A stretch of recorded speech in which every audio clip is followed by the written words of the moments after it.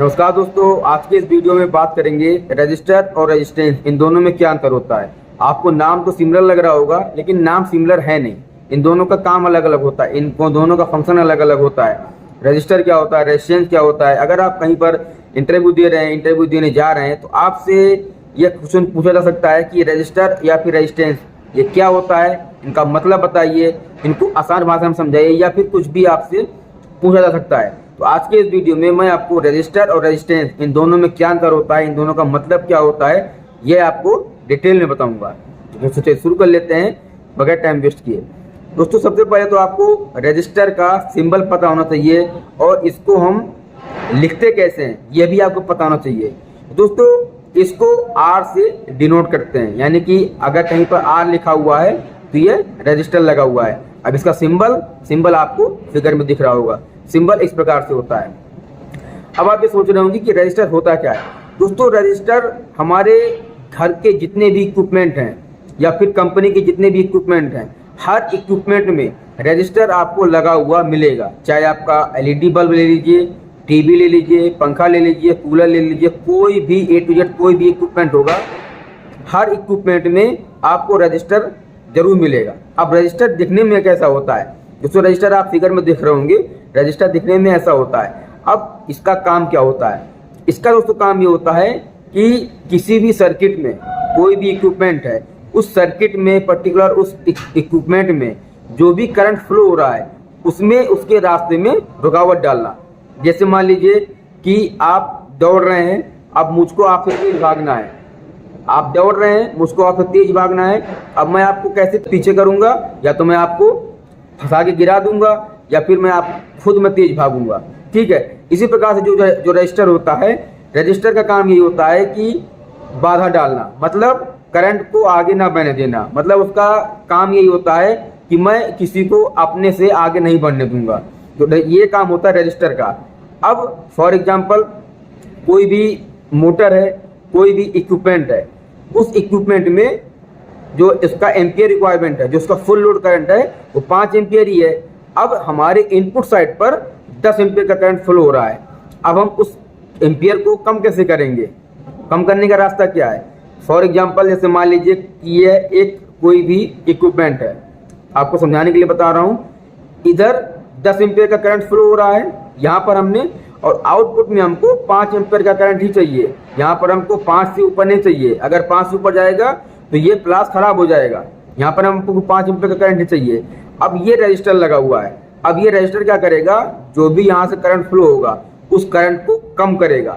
अब हमको करंट कितना चाहिए आउटपुट में, ये डिपेंड करता है उस इक्विपमेंट पे, यानी कि जो आपका इक्विपमेंट है वो उसके ऊपर डिपेंड करता है।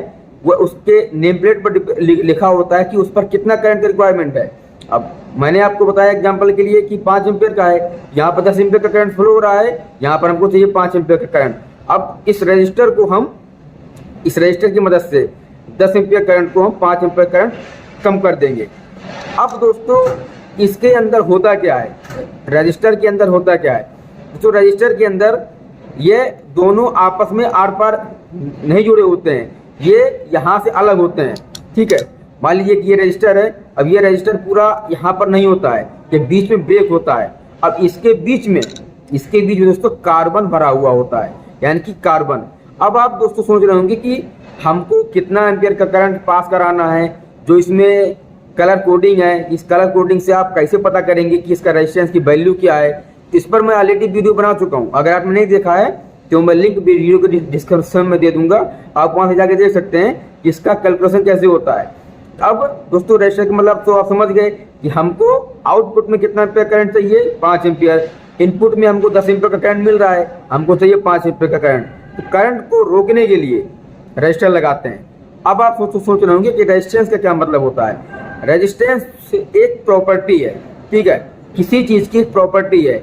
जैसे कोई भी वायर है, टीवी है, कूलर है, पंखा है, उन सब का कुछ ना कुछ अपना एक रेजिस्टेंस होता है, उन सब का कुछ ना कुछ अपना पर्टिकुलर रेजिस्टेंस होगा। अब रेजिस्टेंस का मतलब क्या हो गया कि उसके अंदर कितना करंट फ्लो हो सकता है, ये डिपेंड करता है उसके रेजिस्टेंस के ऊपर, यानी कि रेजिस्टेंस एक प्रॉपर्टी है। अब दोस्तों मान लीजिए कि कोई भी मोटर है, अब अगर आप किसी मोटर को आप चेक करेंगे तो मोटर को आप क्या चेक करेंगे, उसमें रेजिस्टेंस चेक करेंगे। रेजिस्टेंस ही बताता है कि मोटर सही है या फिर खराब है। क्योंकि आप मान लीजिए कोई भी टीवी आप चेक कर रहे हैं या फिर कोई भी इक्विपमेंट आप चेक कर रहे हैं, तो उसमें आपको क्या चेक करना होगा, रेजिस्टेंस। रेजिस्टेंस तो किस में चेक करते हैं, ओम में।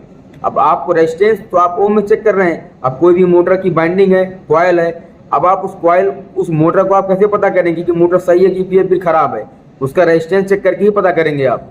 मल्टीमीटर से जब आप उसका रेजिस्टेंस चेक करेंगे ओम में, उसका एक पर्टिकुलर उस कॉयल का, हर एक कॉयल का एक पर्टिकुलर रेजिस्टेंस होता है जो हम ओम में नापते हैं। अब उसमें रेजिस्टेंस आपका एक भी का हो सकता है, दो भी आपका हो सकता है, कुछ भी हो सकता है। हम मोटर में कॉयल का रेजिस्टेंस ही चेक करते हैं कि रेजिस्टेंस कितना है।